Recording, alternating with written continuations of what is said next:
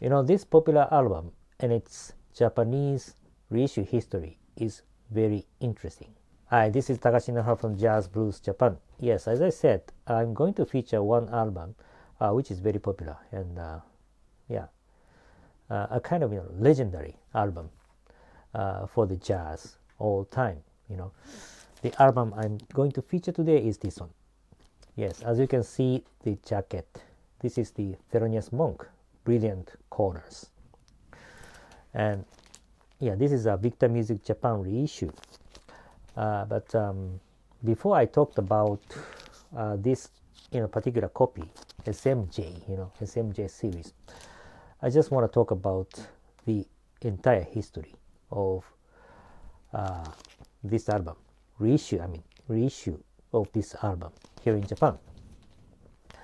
As you know, the album was released originally in 1957 in the US by the Riverside label, right? And thereafter, the first reissue here in Japan was manufactured in 1958. Yeah, very quick, right? And the first reissue was manufactured by the King Record, not the Victor Music Japan like this one. And you can maybe recall what I talked about, the same kind of reissue by the King Record, Sonny Rollins, Way Out West. Way Out West, the first reissue done by the Japanese companies by the King Record, and they did it very quick. I think for the Way Out West, they did it in the same year that the original was released.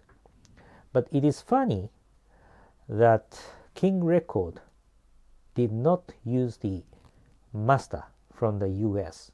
Okay, talking about the Way Out West, originally it was released under the label of Contemporary in the US, right? But they did not use the Contemporary master, but they used the London Records master. You can remember.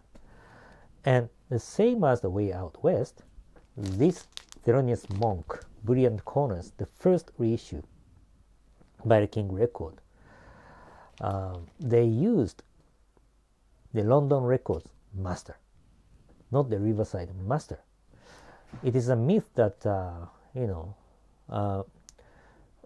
why the King Record used the London Records master, not the Riverside, or the Contemporary master for the Way Out West. We never know, but that's what they did. It's kind of funny. And thereafter, the same Brilliant Corner was reissued by the King Record in the early 60s.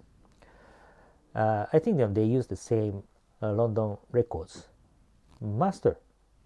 And after that, the license was transferred from King Record to another company, but not the Victor Music Japan.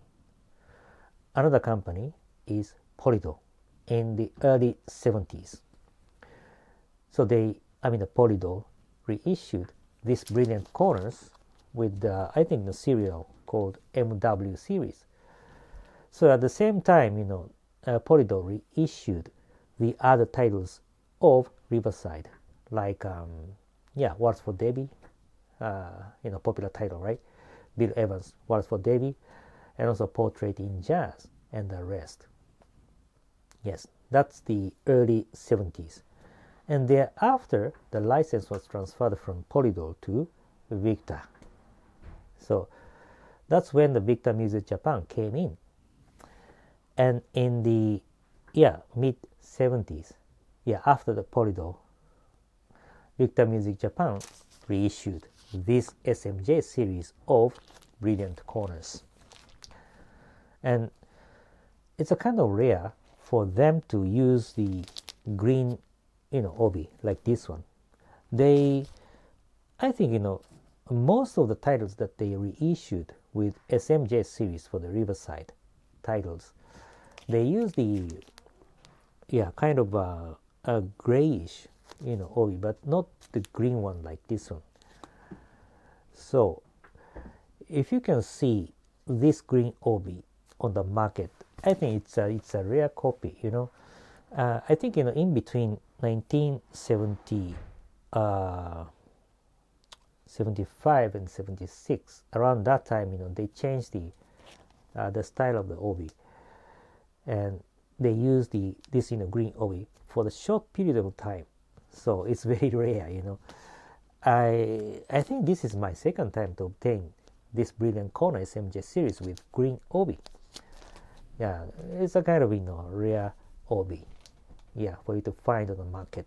So if you are a obi collector or obi lover, maybe it's better for you to look into this, you know, green obi with the SMJ series.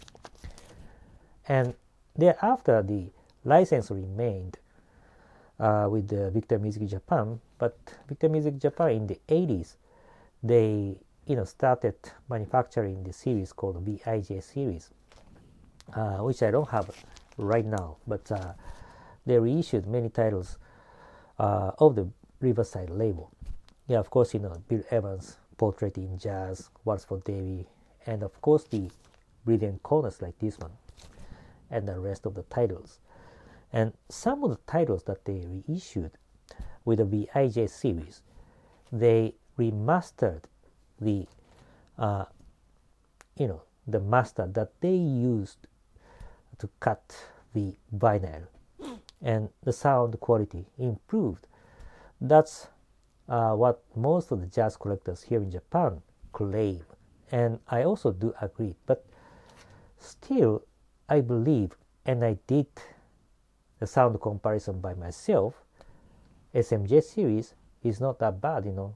Yeah, VIJ series, you know, remastered VIJ series became, yeah, much clearer. But you know, in terms of the sound quality, I mean the overall sound quality, SMJ series is also good, you know, solid sound, and also the balancing is very good, and the dynamism, you know, it's the sound is very dynamic, yeah, with these Brilliant Corners as well.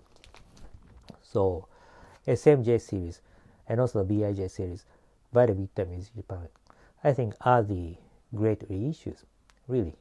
And of course, King Record, as you know, they have a very, very skillful sound mastering with the Blue Note reissues, and also the, you know, Riverside and the rest. I agree with that, but it's very difficult. It's very difficult for you to find the King Record reissues of Brilliant Corners. Yeah, actually, you know, I have never seen it before, and I have never obtained it before.